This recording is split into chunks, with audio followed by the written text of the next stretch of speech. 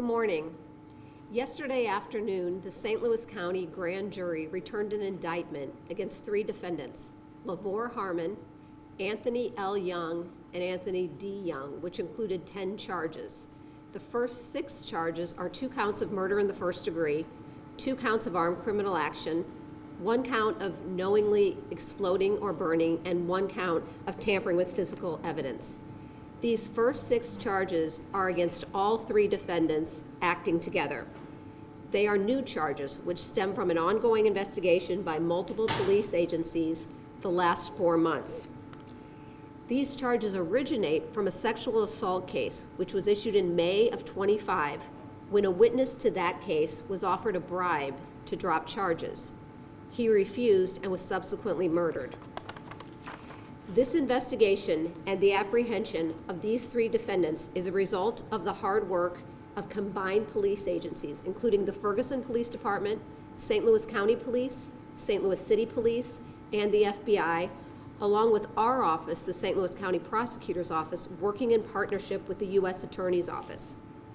While every defendant is presumed innocent, due to the diligence and the countless hours and cooperation of these law enforcement agencies, we are confident that these defendants will be held accountable. Now, I have assigned this case to Senior Assistant Prosecuting Attorney John Schlesinger, who is here to give you some further details.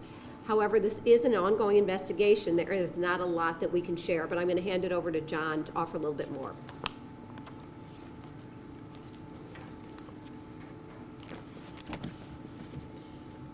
So I'm fairly limited on the information I can provide to you all at this time, but I'm going to share with you as much as I can that's been made available in documents filed with the court. On May 19th of this year, our office charged Lavore Harmon with 4 counts, 1 count of statutory rape in the 2nd degree and 3 counts of statutory sodomy in the 2nd degree. At-large warrants were issued for his arrest at that time. On May 29th, a couple weeks later, Lavonda Harmon, the sister of Lavore Harmon, and another individual attempted to bribe Kcoree Warren, a witness in that pending case. She attempted to bribe the witness with about $12,000. Mr. Warren declined to accept that bribe. Ms. Harmon has been charged with tampering with a witness in a felony prosecution, and warrants were issued for her arrest. She posted a $100,000 cash-only bond. On July 8th of this year, Kcoree Warren was shot and killed by Andrew Klaus at his home in Ferguson, Missouri. Andrew Klaus was later killed that same day. The vehicle in question, a white Kia, was set on fire and destroyed the same day as well. Lavore Harmon was arrested on the sexual assault case on July 11th of 2025. My office filed a motion to increase Lavore's bond, and it was then increased to $2 million cash only. He's been confined in the St. Louis County Jail since. Investigation by multiple agencies over the past few months have shown that Lavore Harmon, Anthony L. Young, and Anthony D. Young orchestrated these murders by acting together and with others. Like I said, Lavore remains jailed on a $2 million bond. Both Anthony L. Young and Anthony D. Young are currently in federal custody on unrelated charges, but they each have a $2 million cash bond on these warrants as well. Thank you.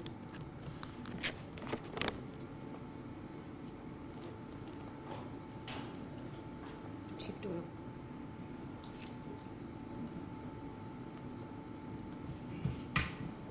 Good morning. Again, thank you, Prosecuting Attorney Melissa Smith, John, actually your whole office, not for what you have done in this particular case in regards to prosecution, but for all the cases that you do. I remember when you first took office, you said you would be relentless on assisting crime victims, and it was more evident in this case that we're talking about today. So this case that began on Bayview Court here in Ferguson that extended to the city of St. Louis is probably one of the more was a tragic and probably one of the most senseless acts of violence that our region have seen this year. But that's where the strong work of our detective bureaus and our collaborative partners come in. And Ms. Smith have already mentioned it, but I couldn't stand here and tell you how proud I am of the detectives here at the Ferguson Police Department. I mean, these men work extremely hard, day in and day out, long hours. I had to oftentimes tell them to go home. but it was very important that they brought some type of resolve to this, to these families. Along with our partnering agencies, St. Louis County Police Department Intelligence Unit, St. Louis County Police Department TAC Unit, St. Louis City Police Department, FBI, U.S. Attorney's Office, and obviously our own Prosecuting Attorney's Office. Let me speak directly to the families here. The families of these victims, our hearts are with you. And it was with them in every part of this case. So every interview, every search warrant that was conducted, the pain of these victims of what they shared, the families of these victims, what they shared, it was always at the forefront in this particular case. Also want to send a message out to our community. This is a prime example of what collaboration looks like. You know, when this police department works hard with our partnering agency, along with our prosecuting attorney's office, we can see what real justice looks like. So I'm extremely happy with the collaboration, and again, look forward to the conclusion of this particular case. And in closure, obviously this is an important step, right? This remained an active investigation, and prosecuting attorney Smith just mentioned it. As always, you know, everyone in this case presumed innocent until found guilty in a court of law. That's all I got.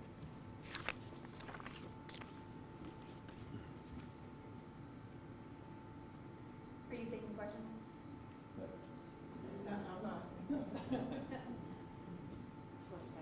Do you, yeah, Sure. you want to take If a we few can answer, here? yeah. Yeah, so again, they are limited in what they can say, but, you know, we'll try to do the best we can. And Chief will be here if you want to talk about anything around the Ferguson Police Department's involvement. Can you confirm if this was a murder for hire case?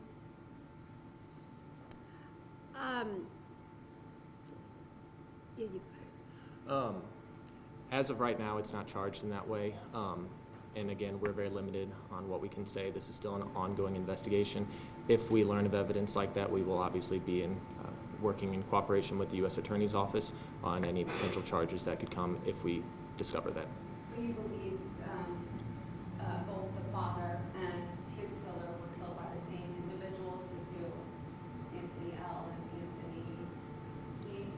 we believe they were all acting together in both of these murders.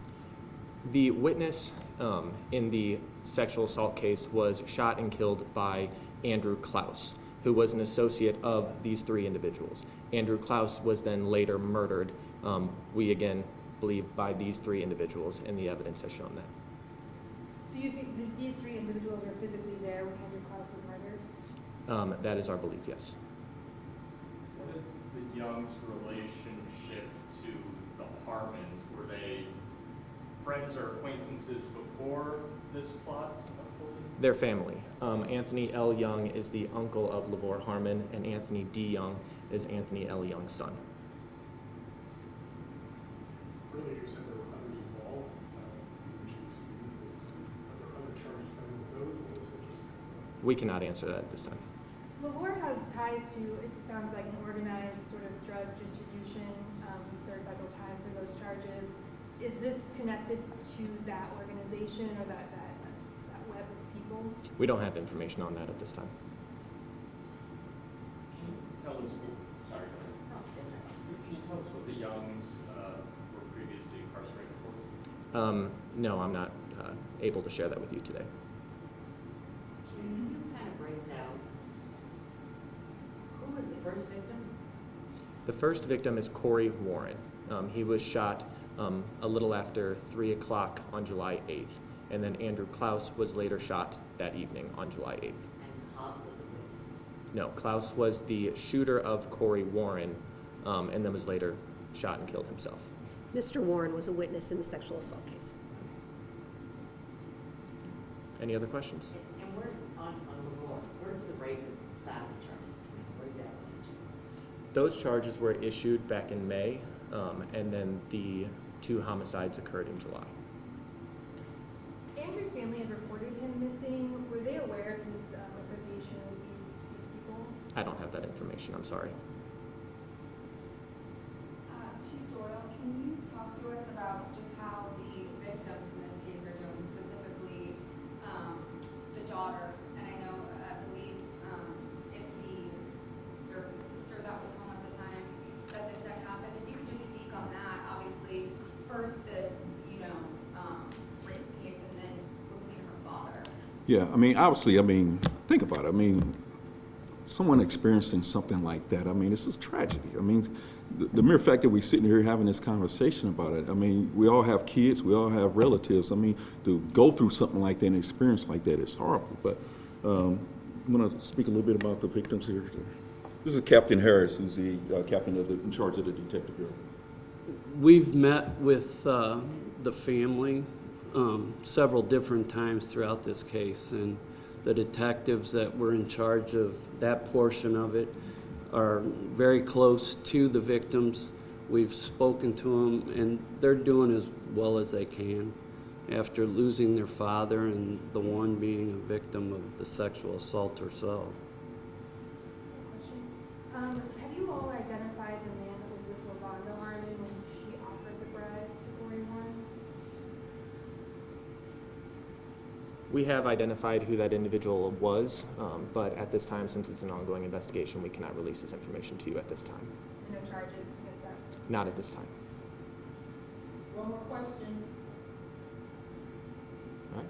Thank you all. Thank you.